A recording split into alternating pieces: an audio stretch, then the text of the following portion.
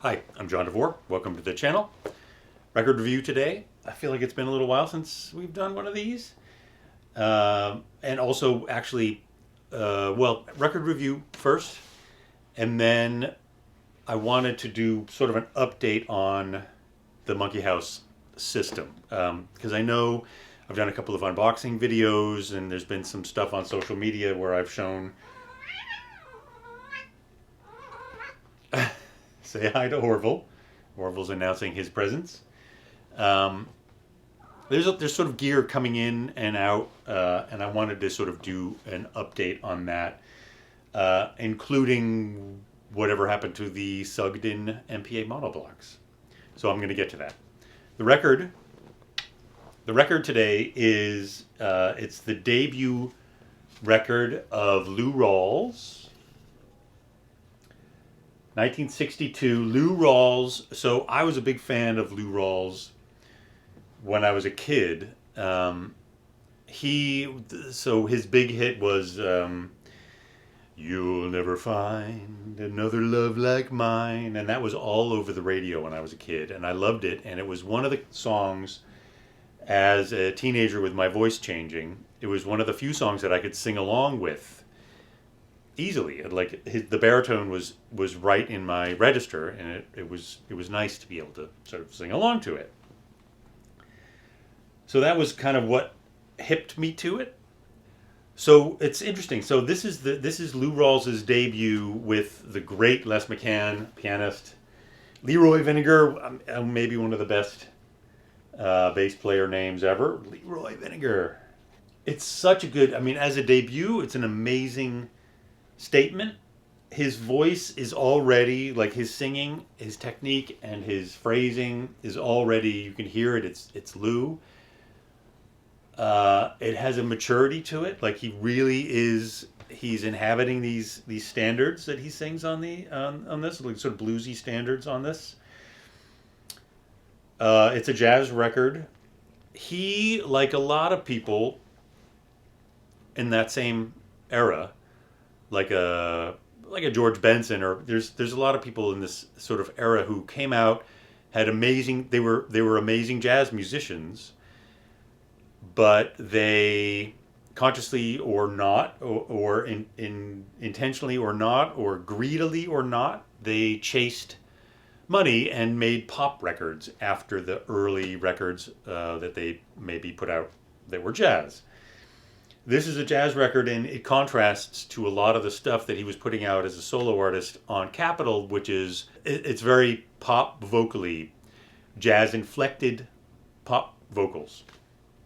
And those records are great records. There's not to say, Sinatra did the same thing. A lot of sort of pop records in the jazz vein. A lot of the Capitol records, though, in my opinion, are just bright. This is a Capitol record, and it's not bright. This is one of his better sounding records, in my opinion. I have a really old. I have an original mono, so I can't say this. I can't say that the stereo is as good a mix as this. But it's tasty, and the songs on this are amazing. I mean, come on. Willow Weep, God Bless the Child. I mean, like classic Billie Holiday. Drink Muddy Water, which is became one of his real standards. At least one of his live albums, he's got an amazing version of that. Stormy Monday, CC Rider. I mean, these are really the awesome tracks. I'm not sure what's going on with that. I guess that I don't know what that is. That like an old Renault? I don't know what that little car is there. Anyway, highly recommended. There's tons of these out there. I don't know. It's probably been reissued many, many times. It's a pretty well-known record, so seek it out. It's good.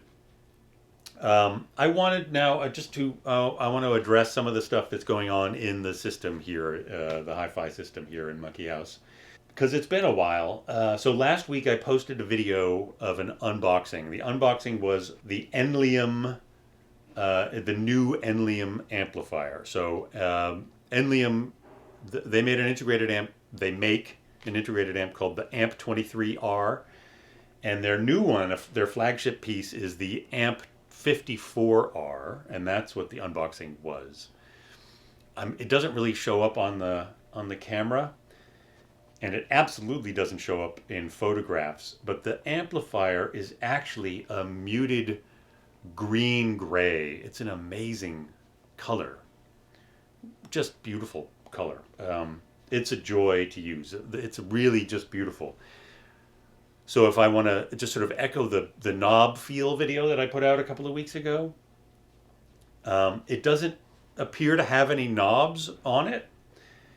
And I didn't realize, or I had forgotten, that it has controls on it. So there's a little tiny power switch just under the edge on the far right. And then just inboard of that and opposite on the left side, there are knobs. And these are these little control surfaces that are rotating knobs that you can kind of, you almost sort of stroke them side to side, and it's a rotary controller with a beautiful feel to it. It is such an elegant, intuitive, and joyous way to engage with it. It is so, I mean, it looks like a piece of alien technology, but it's lovely sounding so far. It's not burned in. It's only got it's got a couple of days of play on it, but it's lovely sounding. It has a built-in phono. It's a transimpedance phono section, so it's a first for me. And I apologize to Ron Sutherland, who has been making this type of phono preamp for a while now, and it just hasn't worked out. And he's been wanting to send me one. He has a pair of my 096s, and he's been wanting to send me one, and I've been wanting to listen to it. It just hasn't worked out. So this is. I apologize, Ron, but this is now my first experience. It's lovely sounding. Using it with my Lyra Etna, which is a low. It's the single layer coil Etna, so it's a nice low impedance, low output, which seems to be perfectly suited to this type of phono section. So this only has a single phono input, and then, as people know, there are at any given time 4 tone arms set up with four different cartridges set up, normally plugged into the 4 phono inputs of my EMT preamp. So I now have 2 tone arms connected. One of them is being routed through the other relatively new piece of gear, the Levinson ML7. So I'm using that as sort of an outboard phono section, and then that's going into one of the line sections for the Enlium. And it's fun. It's super fun. It's, as I've said before, I'm an audiophile who I love the music. The music has to sound right, but I love the gear, and I love when the gear is made in a way that makes you want to use it. That's so important. It's what I try to do in all of my designs. I feel like it's definitely overlooked quite a bit, but some people really nail it, and Sue In of Enlium absolutely nailed it out of the park. Just beautiful. So I have this. This is maybe it's 100 watts per channel. I don't even know. I should have studied up on this a little bit before yammering away. But I had before, a couple of years ago, I had an Amp 23, and I got that because a customer of mine who lives locally was really curious. A customer of mine who has 096s was really curious about the Amp 23. And there had been a lot of buzz about it, and it seemed like a fascinating design. I had been aware of Sue In's previous company called Bakun, and the designs just seemed so interesting and outrageous, and sort of, like I said, like alien technology beamed down to Earth for us to enjoy. So I was really curious. So I asked the customer to come by with the amp, and we tried it on my speakers, and it sounded great. And I let Sue In he's the owner and designer of Enlium. I mentioned that I had heard it and that I thought it was great, and he mentioned to me that he was curious. He wanted a pair of O Babies, and so we did a swap. A couple of years ago, a pair of DeVore Fidelity O Babies went to him in California, and I just kept that review sample of the A23R amplifier. Sometime later, maybe a year later, Sue-In was talking to me, and we had both been enjoying. I had been enjoying the amp very much. He had been enjoying the O Babies very much. He mentioned that he was very curious to hear what I thought about the upcoming Amp 54, but also he was very interested in a pair of O Bronzes, and so naturally we made another deal. And I apologize, Sue-In, that you have not received your O Bronzes yet. It'll be a couple more months. There are supply chain issues, but we've got another set of machined bronze castings heading over to Norway now, and they will be built up into delicious O Bronze woofers for you and for the rest of the customers who have been patiently waiting. But it's wonderful. I'm loving it so far, and I really appreciate it. So what else? So Resolution AV. So Resolution has that's my dealer here in Brooklyn who they are victims of a big fire in their building, and so they moved everything out. Almost most everything was a total loss, but they have been sort of trying to resuscitate some of the gear that was in there, and so I currently also have a slightly crusty but working pair of Nagra Classic amplifiers. So I've used them stereo and as monoblocks, unbridged monoblocks. So essentially same power output but double the power supply. And they are lovely sounding. I've always loved the Nagra stuff. I have done multiple hi-fi shows using Nagra gear. The VPA, those beautiful all-tube VPA monoblocks, preamp stacks, phono sections, just great. I absolutely love the Nagra stuff. I've been a huge fan. I'm also a huge fan of the company, René Laflamme, Mathieu Latour. I know those guys for many years. We're buddies, long-term friends in the industry, and we've done a bunch of collaborations. So I've done a lot of in-store presentations and in-store events using Nagra gear on my speakers, with and without Renee from Nagra being there, and it always goes great. It's a great pairing. We share a number of dealers and distributors, and it always works out really well. That said, I also really love this. I love the sound, and I love the aesthetic appeal of it. The knob feel, the switch is exquisite on Nagra gear. These don't have any volume knobs on them, but they have that gorgeous backlit golden meter, which really does rhyme with the backlit golden meters on my EMT preamp, and I do love that knob feel. I just love it. It's just satisfying to me. I love it.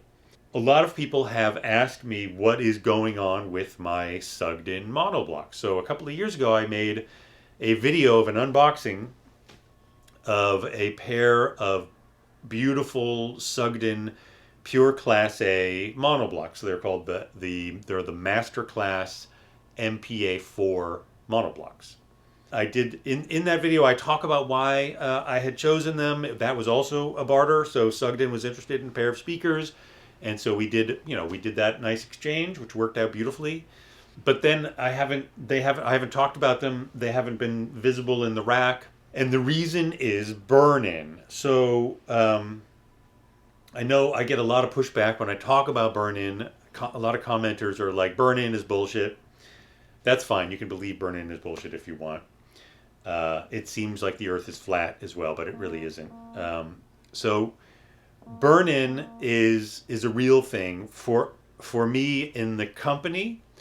If I'm ever sending out a pair of speakers to a reviewer or to a new dealer or to a dealer who doesn't have a pair of speakers on demo that needs them for a very specific date, maybe an event or something like that, we always burn them in. And that is, for us, for DeVore Fidelity, that's a minimum of 500 hours of playing all kinds of music. Radio 24 hours a day.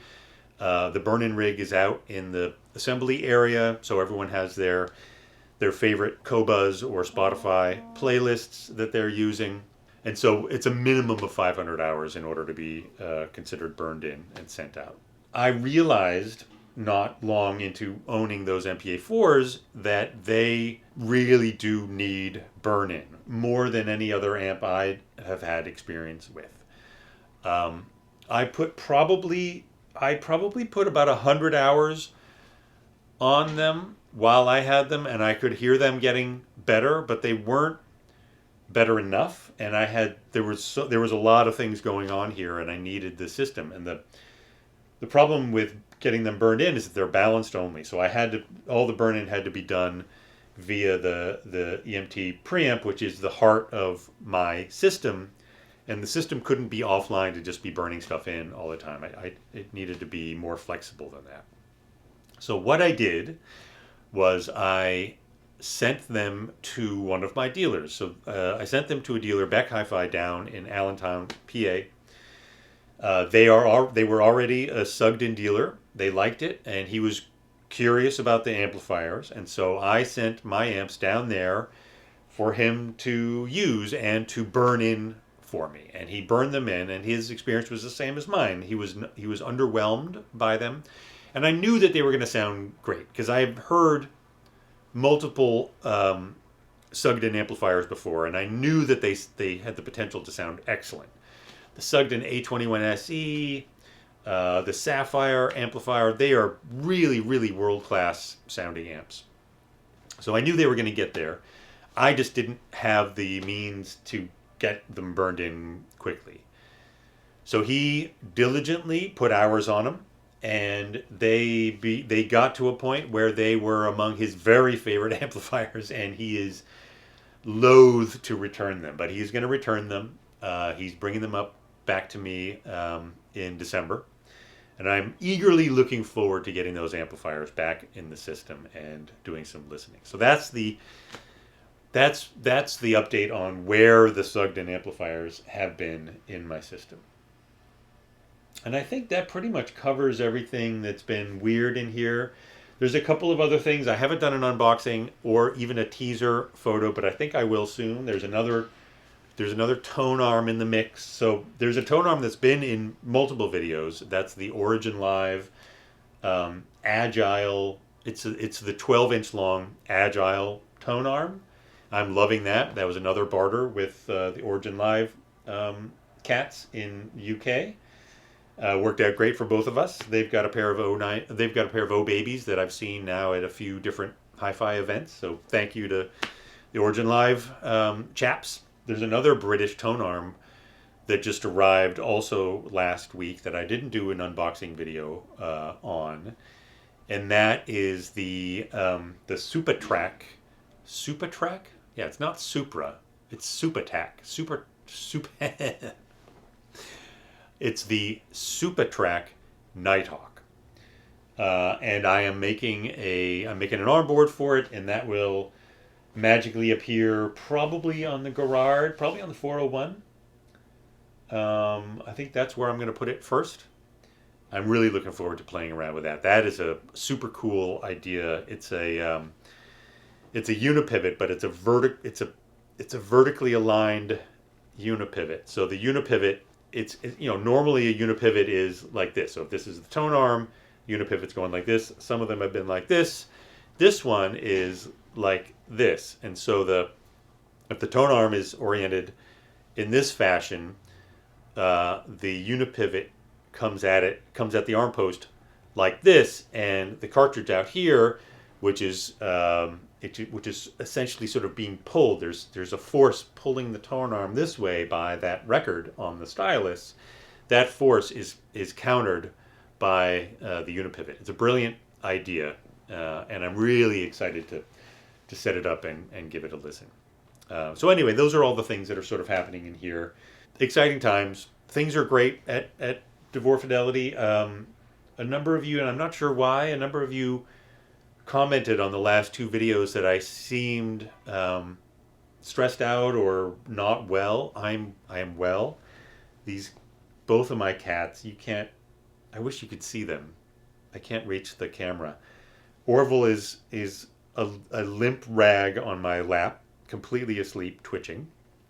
Wilbur is just over here, tucked into the little corner of the arm of the sofa. They're such good boys.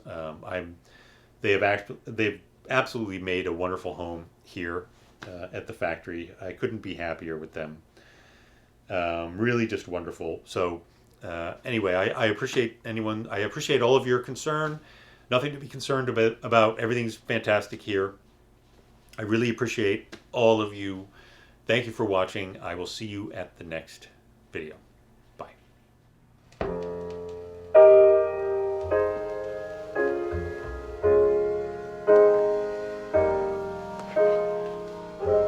Lost and looking for my baby. Wonder why my baby can't be found. Lost and searching for my baby, baby. Lord knows my baby ain't around. Crying for my baby, crying all alone. Calling for you, baby, come on home. Lost and calling for my baby, baby. Baby, won't you please come on home?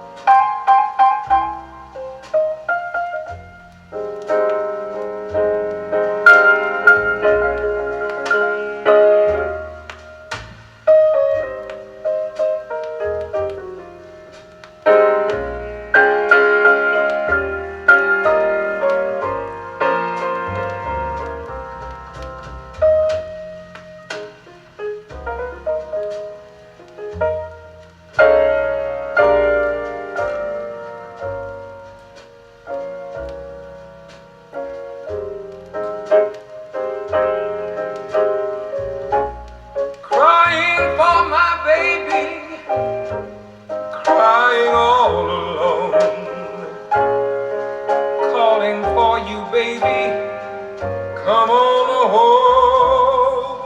home, lost and calling for my baby, baby.